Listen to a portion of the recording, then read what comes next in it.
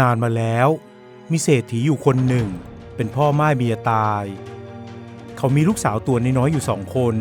ชื่อชบากับมะลิผู้เป็นเหมือนดั่งแก้วตาและดวงใจ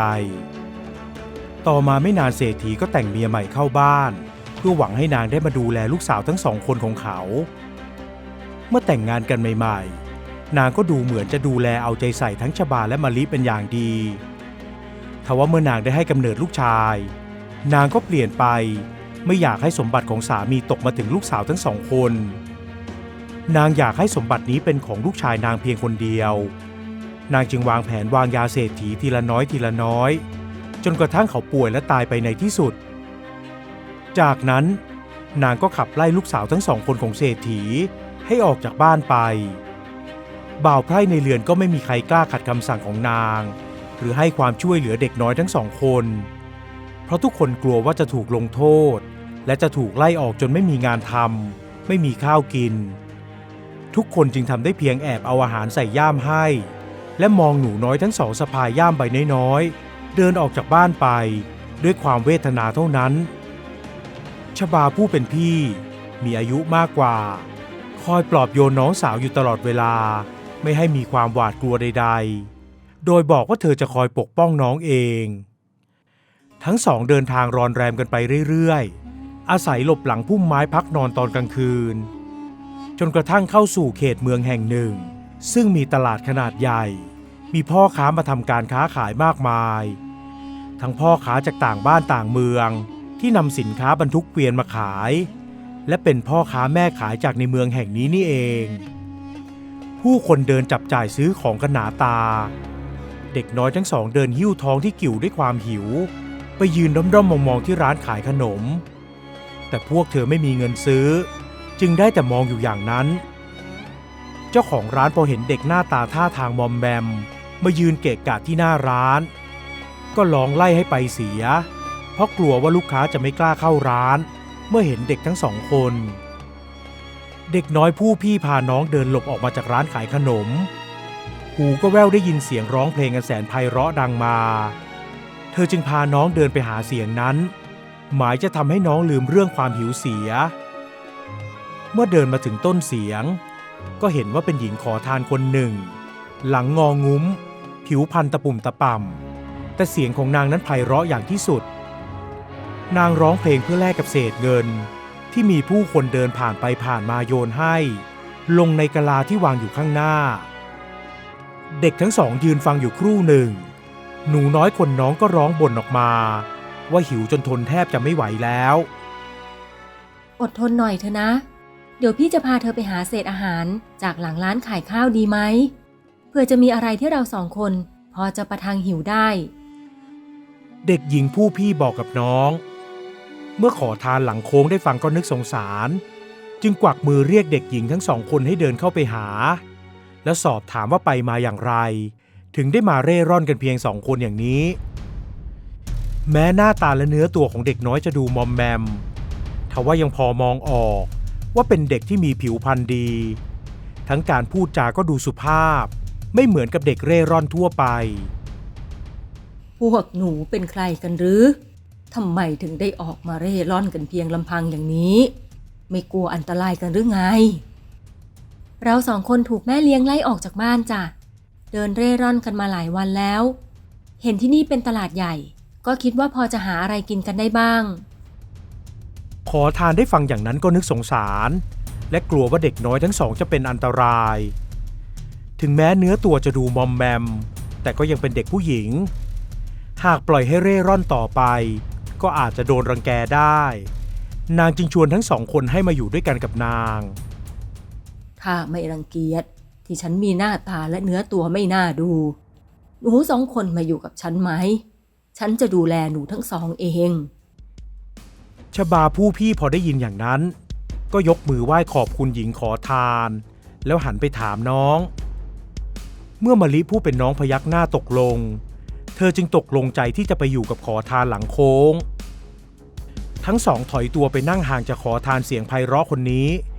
เพื่อไม่ให้เกะกะตอนที่มีคนใจบุญมายื่นเงินให้พอตกเย็นขอทานก็เดินกระย่องกระแย่งมาหาเด็กทั้ง2 แล้วพาทั้งคู่เดินออกจากตลาดและออกจากตัวเมืองไปจนกระทั่งมาถึงกระท่อมหลังเล็กๆแห่งหนึ่งใกล้ๆกันนั้นมีคลองสายเล็กไหลผ่านถัดไปก็เป็นทุ่งนาของชาวบ้านฉันอยู่ที่นี่กระท่อมหลังนี้มันเล็กหน่อยแต่รับรองว่าหนูทั้งสองจะอยู่ได้อย่างปลอดภัยมากกว่าจะเดินเร่ร่อนกันไปเพียงลำพัง2 คนทั้งชบาและมะลิยกมือไหว้ขอบคุณหญิงขอทานและขอเรียกขอทานว่าแม่ซึ่งขอทานก็ยินดีในทุกๆวันขอทานจะเดินไปที่ตลาดเพื่อขับร้องเพลงแลกกับเศษเงินโดยมีชบาเป็นคนพยุงนางไปแล้วก็เดินกลับมารอที่บ้าน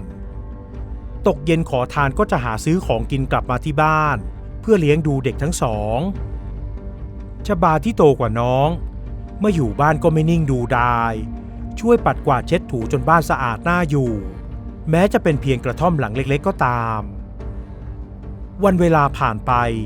ทั้งสองก็เติบโตขึ้นเป็นสาวมีหน้าตาและผิวพรรณที่สะสวยขาวผ่องน่ามองชบาช่วยงานขอทานแม่บุญธรรมของเธอได้หลายอย่าง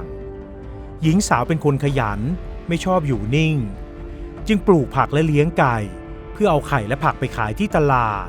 เพิ่มรายได้ให้กับที่บ้านโดยมีมะลิคอยช่วยแบบไม่เต็มใจนักเพราะมะลิติดสบายมากกว่ามะลิช่วยงานแม่กับพี่เพียงนิดหน่อยเท่านั้นเพราะกลัวแดดร้อนและกลัวความเหน็ดเหนื่อยชบาไม่คิดรังเกียจที่โดนน้องเอาเปรียบแต่ก็คอยสั่งสอนน้องอยู่เสมอว่าให้ทำงานเพื่อที่ว่าหากวันหนึ่งไม่มีพี่กับแม่อยู่แล้วมะลิจะได้อยู่ได้โดยไม่ลำบากฝ่ายมะลิก็ได้แต่ฟังพอผ่านๆเท่านั้นไม่เก็บมาคิดไตร่ตรองใดๆทั้งสิ้นเพราะคิดว่ายังไงก็มีพี่และแม่คอยหาเลี้ยงอยู่แล้วนอกจากปลูกผักและเลี้ยงไก่แล้วชบายังคอยเดินไปส่งไปรับแม่ขอทานของเธอทุกวันมิได้ขาดหากวันไหนมีไข่หลายฟองและผักแก่พอจะขายได้แล้วพอเธอส่งแม่เสร็จเธอก็จะไปวางผักและไข่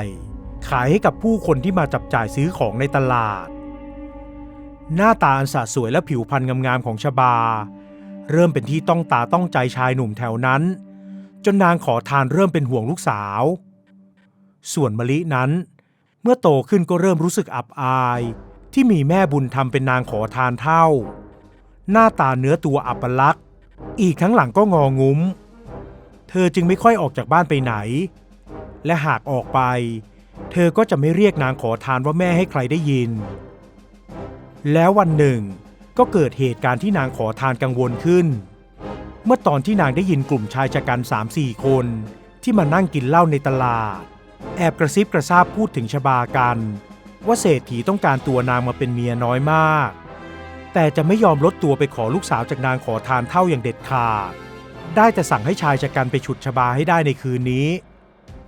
นางขอทานที่ได้ยินอย่างนั้นก็รีบเดินกลับบ้านทันทีโดยไม่รอให้ชบามารับเหมือนเคยเมื่อกลับไปถึงบ้านนางก็บอกให้ลูกทั้งสองของนางรีบเก็บเสื้อผ้าและข้าวของที่จำเป็นเพื่อจะหลบหนีไปจากเมืองนี้เราอยู่ไม่ได้แล้วลูกไอเศรษฐีอันตพาลในเมืองมันจะส่งคนมาฉุดลูกของแม่ในคืนนี้เราไม่มีกำลังไม่มีคนช่วยเหลือเราต้องรีบหนีแล้วลูกแม้ชบากับมะลิจะยังไม่เข้าใจอะไรมากแต่เมื่อเห็นท่าทางรีบร้อนและหวาดกลัวของแม่ก็ทำตามที่แม่บอกทุกอย่าง3 คนแม่ลูกรีบเก็บเอาข้าวของที่จำเป็นใส่ห่อผ้าแล้วสะพายหลังจากนั้นก็พากันไปที่คลองเพื่อลงเรือรีบพายเรือออกไปสู่แม่น้ำใหญ่หมายจะพากันไปตั้งหลักปักฐานที่อื่น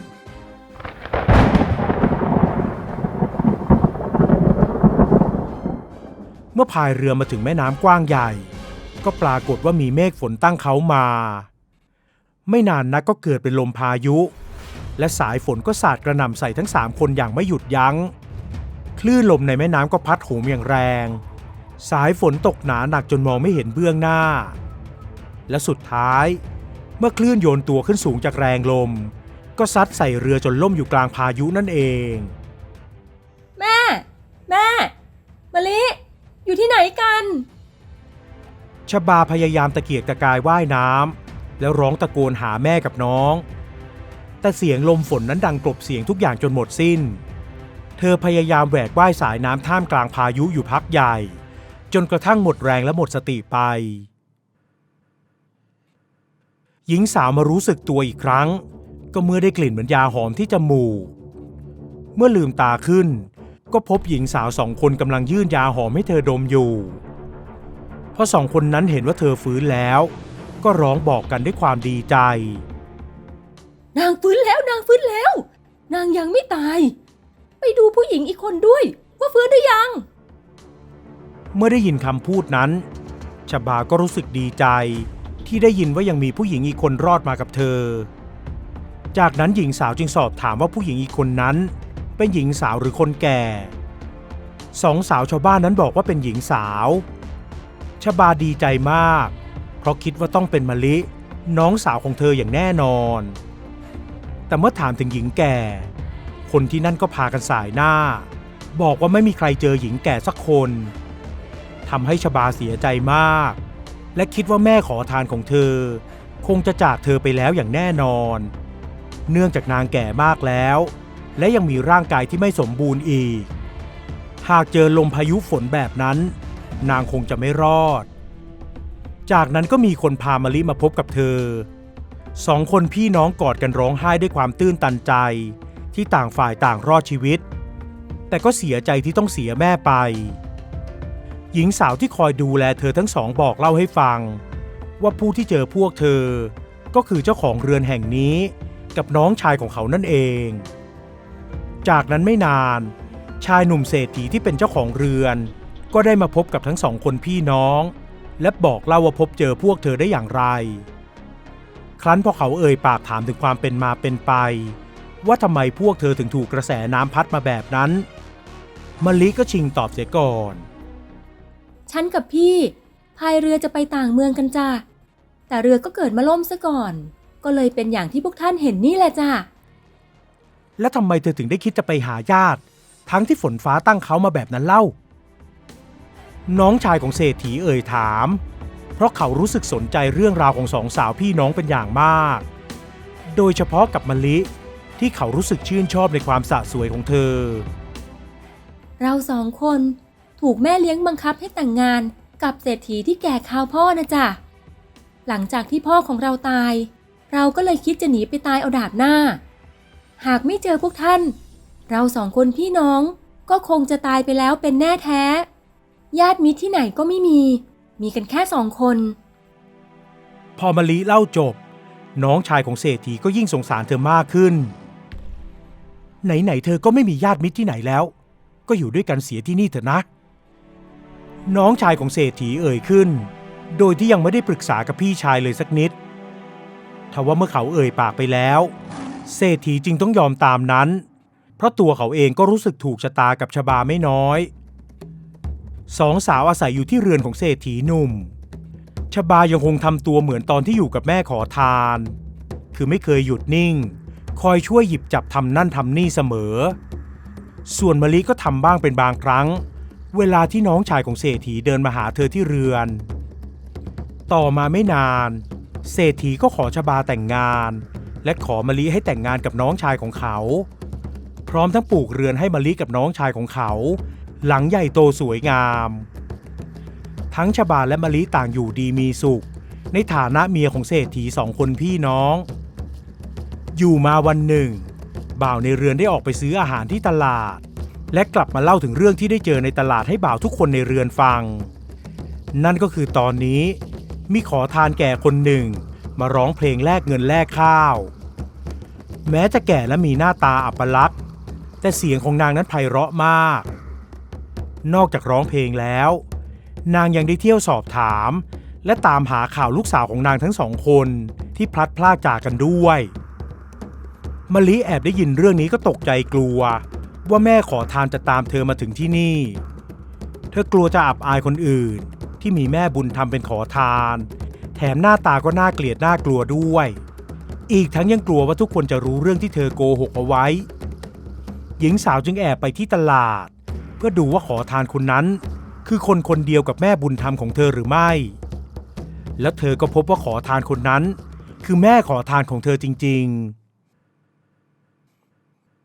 นับแต่วันนั้นมะลิก็คิดหาวิธีที่จะทำอย่างไร เพื่อไม่ให้ขอทานเท่ามาทำให้เธออับอายได้ท่าทางครุ่นคิดหาแผนการของเธอนั้นทำให้ชบาผู้เป็นพี่เกิดสงสัยและพอเห็นว่าน้องสาวเรียกบ่าวไพร่มาสั่งงานลับๆเธอจึงได้แอบตามไปวันต่อมามะลิก็ลงจากเรือนแต่ชบามาเห็นเข้าเสียก่อนจึงเอ่ยถามว่าจะไปไหนหญิงสาวผู้เป็นน้องตอบว่าจะไปตลาดจากนั้นก็รีบเดินเลี่ยงไปทันทีชบาจึงรีบแอบตามไปแล้วก็พบว่ามะลิไปพบขอทานจากนั้นก็พยุงนางให้เดินออกมานั่งพักที่ศาลาเพื่อให้ห่างไกลจากผู้คนนางขอทานเมื่ออยู่กันตามลำพังกับลูกสาวก็โผล่เข้ากอดลูกด้วยความดีใจที่รู้ว่าลูกยังไม่ตาย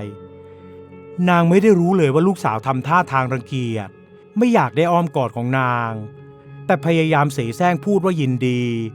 และแกะห่อข้าวปลาอาหารเพื่อจะให้นางกินในตอนที่นางขอทานจะหยิบอาหารเข้าปากนั่นเองชบาก็ปัดมือทิ้งแล้วเข้าไปกอดนางห้ามไม่ให้นางกินก่อนจะหันมาต่อว่าน้องสาวว่าคิดทำอะไรลงไปเธอจะตกนรกโดยไม่รู้ตัวที่คิดทำร้ายผู้มีพระคุณที่เปรียบเสมือนแม่หากเธอทำเธอจะตกนรกขุมที่ลึกที่สุดพอมะลิได้ฟังอย่างนั้นก็ได้สติแล้วรีบก้มลงกราบเท้าขอทานเท่าขอให้นางยกโทษให้และบอกว่าที่ตนทำลงไปก็เพราะกลัวว่าเมื่อทุกคนรู้ว่านางมีแม่เป็นขอทานแล้วจะรังเกียจและขับไล่เธอกับพี่ออกไปจากบ้านฉันขอโทษจ้ะแม่ แม่อย่าถือโทษฉันเลยนะยกโทษให้ฉันด้วยมะลิก้มลงกราบแทบเท้าแม่ขอทานเท่าเธอไม่ควรอายเรื่องชาติกำเนิดแต่ควรอายที่จะทำผิดคิดร้ายกับผู้มีพระคุณมากกว่าชบาเอ่ยสั่งสอนน้องสาวให้คิดได้นางขอทานเท่าที่ได้ฟังก็ไม่ได้นึกโกรธคนเป็นลูกเลยสักนิดเพราะรู้ดีว่าหน้าตาและเนื้อตัวของนางนั้นแสนอัปลักษณ์ที่สำคัญการที่ได้รู้ว่าลูกทั้งสองยังไม่ตายนางก็รู้สึกดีใจอย่างที่สุดแล้วหลังจากนั้นชบาได้พาขอทานและมะลิกลับมายังเรือนของเศรษฐีและเล่าเรื่องทุกอย่างให้ทั้งสองคนฟังตามความเป็นจริงโดยละเว้นไม่ได้เล่าเรื่องที่มะลิคิดจะทำร้ายแม่บุญธรรมเพราะเห็นว่าน้องหลงผิดไปเพียงชั่วขณะเท่านั้นเศรษฐีผู้พี่ได้ฟังก็ตำหนิมะลิในเรื่องที่เธอโกหกแต่ไม่ได้ลงโทษเธอแต่อย่างใดส่วนสามีของเธอก็ยกโทษให้ไม่ถือโทษโกรธเคืองเพราะเขารักเธอมากจากนั้นชบาและน้องสาวก็ได้พาแม่ขอทานเท่าไปดูแลอย่างดีให้นางได้อาบน้ำเปลี่ยนใส่เสื้อผ้าที่ใหม่และสะอาดได้กินอาหารที่ดีได้หลับนอนในห้องหับที่แสนสบายเพื่อเป็นการตอบแทนที่นางเลี้ยงดูเธอทั้งสองคนจนเติบใหญ่และยังปกป้องดูแลพวกเธอไม่ให้ถูกคนร้ายมารังแกด้วยไม่นานนักนางก็ดูอ้วนท้วนสมบูรณ์ไม่ใช่ขอทานเท่าสกปรกน่ารังเกียจอีกต่อไปทั้งชบาและมะลิ